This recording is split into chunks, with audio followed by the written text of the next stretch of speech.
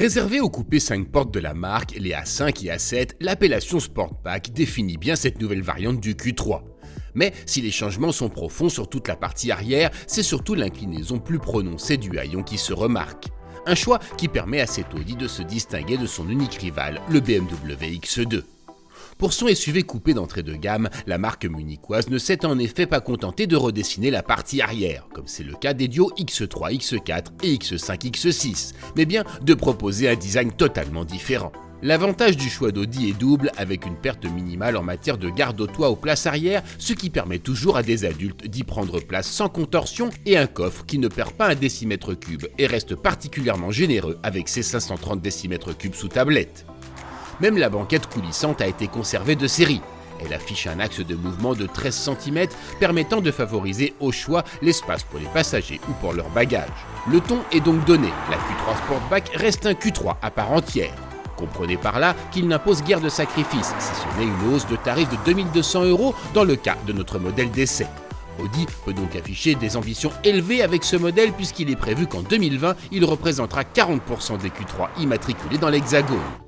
Bien qu'un peu froide avec son mélange d'aluminium et de tanne sombre, la présentation intérieure se distingue par la sensation de qualité qu'elle diffuse. L'ergonomie reste soignée avec un combiné d'instrumentation entièrement numérique livré de série et une tablette tactile permettant de commander toutes les fonctions hormis l'éclairage et la climatisation. Extérieurement, hormis le dessin de la partie arrière, seuls les dessins de la calandre et du bouclier arrière distinguent le Sportback. Si l'on accepte le très méchant 2,5 litres turbo de la version RS, la motorisation 45 TFSI est la plus puissante de la gamme. Sous ce patronyme se cache une vieille connaissance, le 2 litres turbo de 230 chevaux. Un bloc qui se passe toujours de tout dispositif d'hybridation mais qui ravit par sa bonne volonté. Bien aidé par la boîte S-tronique à 7 rapports au bon étagement, il se montre réactif en toutes circonstances. Qu'il s'agisse d'un dépassement à effectuer sur autoroute ou de vouloir bondir d'un virage à l'autre sur une route sinueuse, aucun temps mort n'est à déplorer. Le tout dans un silence remarquable, y compris dans les hautes rotations. Ce Q3 pourrait même être particulièrement amusant à conduire si la transmission Quattro, imposée avec ce moteur, ne se montrait pas aussi efficace.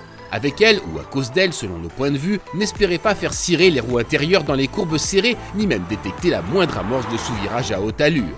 De sportif, le Q3 Sportback n'a donc que le physique. Mais si ce sérieux frustrera une minorité, au quotidien et pour la majorité de ses utilisateurs, ce sera un gage de sécurité quasi absolu.